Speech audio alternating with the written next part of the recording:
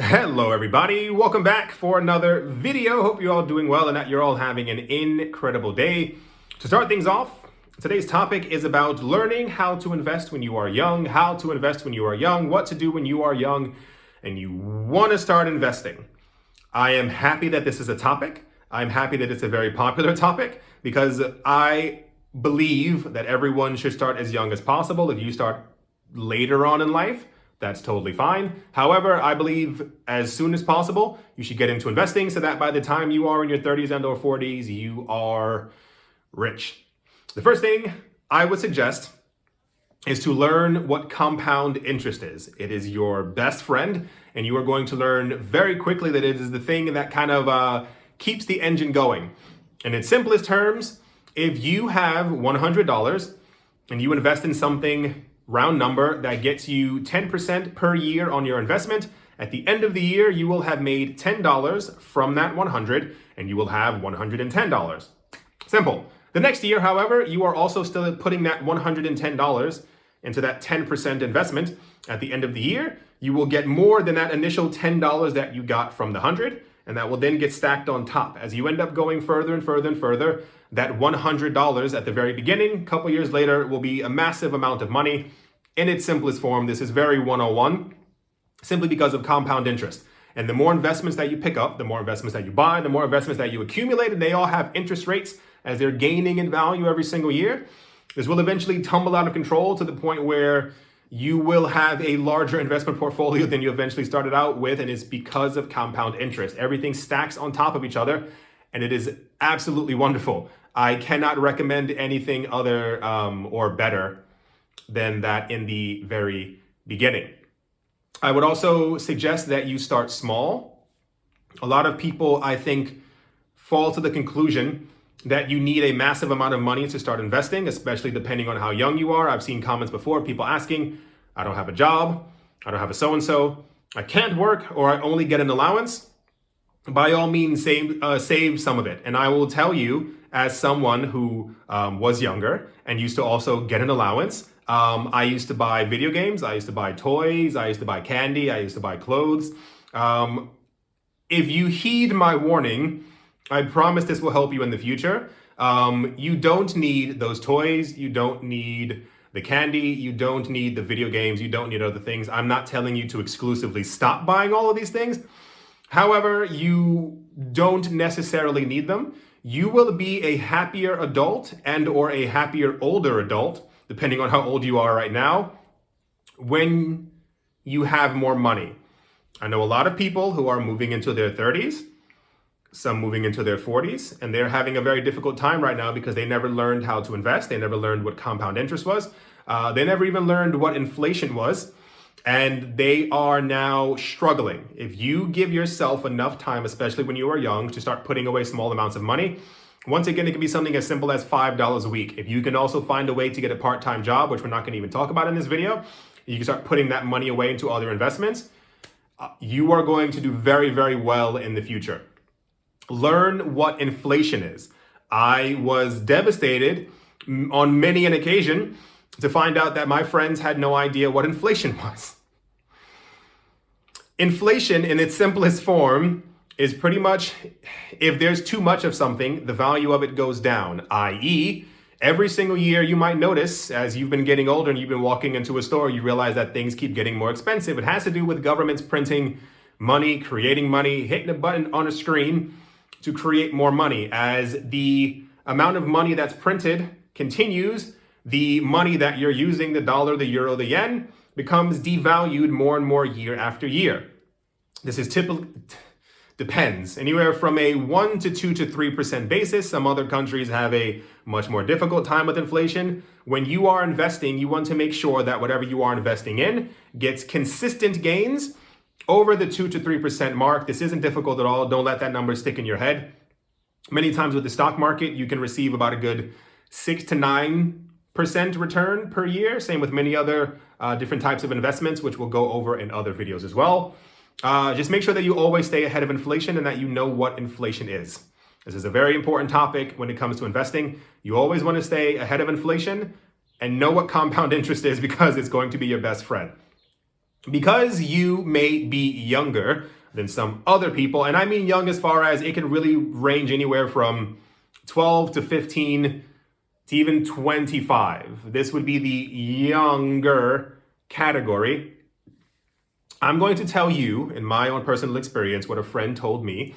At this age, we are able to be a lot more risky than other people. And I mean risky as far as there are super safe investments that may net you anywhere from 1 to 2% per year, which is terrible because of inflation. And on the other side, you have other investments which may net you anywhere from 19 to 25 to 800% per year, but these are incredibly risky.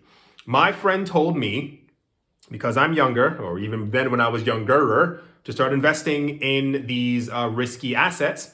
And for me, they worked out. The idea is that you have enough time to be able to recover financially should you put $1,000 into something and you lose it and it wipes out to zero. There are safe, risky investments, if that makes any sense. There are investments that may be risky, but that aren't going to go completely to zero. If you put your money into these things and you happen to lose that 1,000, you've only lost 1,000. And I know some people are like, only 1,000. When you get older, you realize your rent is going to be more than 1,000. So you'll understand what the only 1,000 means. So you have the chance to actually be a riskier investor. I would recommend, if you have some money to throw around, if you have money that you would normally spend on a video game that you know you don't really need, that's going to be $14.99 within a couple of months, put that money into something, in a risky investment, and see how it pans out during the course of the next couple of years. I would wholeheartedly recommend it. It also allows you to realize your risk tolerance. There are different levels of risk that people are willing to take when it comes to investing. My personal risk tolerance, after everything that I've done, ranges around an 8.5 to a 9.5. I'm a very risky investor. I don't mind being risky because it's just simply how the riskier you are, the higher you have for returns. However, if you are more stable or like to be less risky, you will have less returns. However, you will have a consistent return as well. The same exact thing when it comes to the discussion of a lot of people right now, a lot of younger people, but people in general, have been asking about should they invest in cryptocurrencies or stocks. Stocks, especially very established companies that have been around for 60, 100, 200 years, these are very stable. While there may be fluctuations in stock markets and prices may go up and down, they're very well-known companies and they have been around for a very long time, and i.e. stocks are seen as more stable and less risky than cryptocurrencies. However, with cryptocurrencies, the returns are astronomically out of control. Bitcoin has some years where it goes up by 800%. It can go up by 2,000%. And this is all kind of the same exact idea. It's more of a, how risky are you willing to be with your money while you are younger? Once again, the safe ones being dividend stocks and or stocks, and also government bonds, which I would avoid government bonds. While they are extremely safe, you're normally going to get around 1% return. Remember inflation. So you're losing money every year, but it is a safe way to guard the money you have. If you happen to be too young, and I mean as far as if you are many countries around the world under the age of 18, I would simply talk to your parents to ask you or to ask them for help to help you buy stocks or to help you buy cryptocurrencies. I have a couple of cousins who have asked me many times before, how do I get started in investing? And when they go to the websites, it says you have to be 18 or older, but they are interested right now, which is great. The younger you are, the better. And I mean, you'll see in about 10 years exactly what I'm talking about, I promise you. So if you feel that you have the investor bug, that sounds weird, talk to your parents, ask someone who is of age to help you to acquire these stocks, to acquire this mutual fund, to acquire fragments of cryptocurrencies, because the earlier you start, the better off you will be. This will be something also as a life lesson. It is necessary for you to learn early that you do not have to keep up with the Joneses. I'm pretty sure you have seen Keeping Up with the Kardashians, or maybe have heard of it. That's where the term comes from. It comes from keeping up with the Joneses. It's the idea of keeping up with the family who lives down the street. This took me a very long time to learn. You probably, maybe, depending on where you are in life, understand or see that there are tons of people on Instagram who have nice cars, nice jewelry, beautiful girlfriends, nice homes, go on fabulous vacations and all these other amazing, wonderful things. A lot of these things are fake. Surprise, surprise. And a lot of these people are also taking out huge, massive amounts of debt trying to make it on Instagram. That's something that they also don't really tell you. A lot of these people are actually trying to fake it until they make it, just so that they can eventually one day say that they have the money to show you that they have the money when they usually don't. If you can find documentaries on a lot of these people don't have what they actually have. There are even, I'm sure you should know this by now as well, tons of places where they fake going on vacations. There are actual places in every single city where you can fake that you are in another place. You can fake that you're on an airplane, on a private jet. Tons and tons of places. You have to understand and learn that while you're young, or even just now, if you are watching this while you were older, stop trying to keep up with people. There's a huge amount of depression that also comes from this when you don't have what other people have, because you tell yourself that you need these things to be as happy as they appear in these photos. It's not real. I promise you. I was one of those people. I bought everything I could to try and be as happy as I saw on the posters or the advertisements or on TV, as happy as my friends. And I found out that my friends were also miserable as well, because we were all trying to buy things to impress each other. It's not real. I'm going to tell you a really strong secret. A lot of the people I went to high school with are now broke. And I don't mean half broke, I mean broke, because when I look at what they're doing now, I was going to say hello if you're watching. If you are watching, hey, they still live that same lifestyle. They still live this big and bad, buy as much as you can, show off to people. They're the people who post their watches on Instagram. They're the people who post their glasses and the Gucci belts and all this other stuff, and the new shoes, which is a very big thing. I have the new Louis Vuitton shoes. Well, that's cool. I just bought a new investment property. Don't follow these people. You will have a miserable life, because your entire life you will not know how to break out of this cycle. You will find yourself constantly obsessed with buying more, trying to fill the void. There's no filling it. I'm trying to tell you this now. I'm not going to tell you how to be happy in this video. Don't keep up with other people. Save and invest right now for your future. And in 10 years, you are going to be much better off than them. Heed my warning. I promise you. The last thing I would recommend to invest in while you're young, I don't care how cheesy this sounds, I don't care how stupid this sounds, you should be learning another language. We are in a hyper globalized world. I taught myself languages in my late teens and early 20s. I now speak, I want to say 3.5 languages. I can speak English, French, and German. I understand Spanish. I can read Italian. This also allows you to read and understand Creole to a certain extent. And there's another language, and Dutch as well. I can read Dutch, and if I hear certain words, I can kind of also get it as well. There's no reason for you not to learn another language.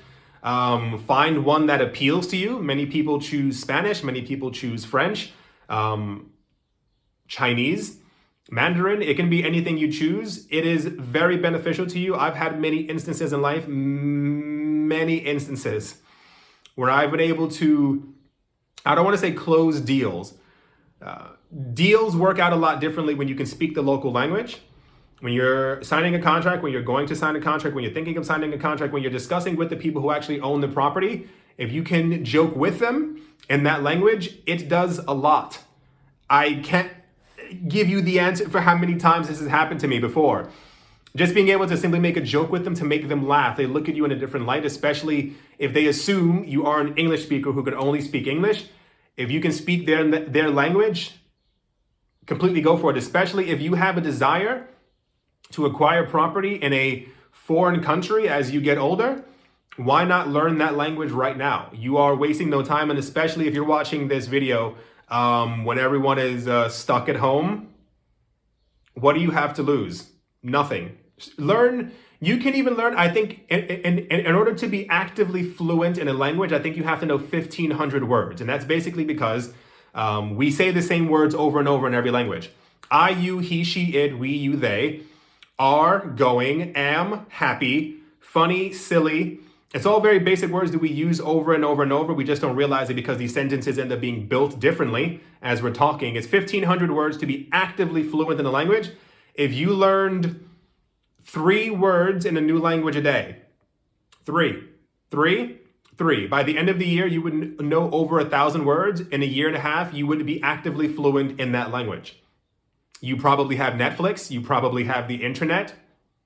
You can watch movies in that language. You can take Duolingo courses. All this stuff on the internet is free. None of this really costs a lot of money. Anyway, I'm rambling on. I do hope that I helped.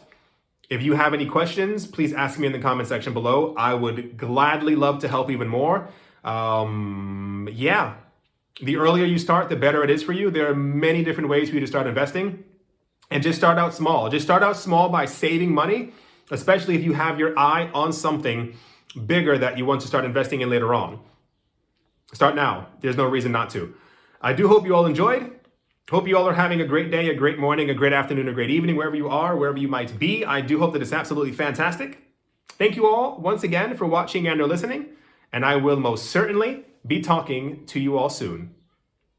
See you.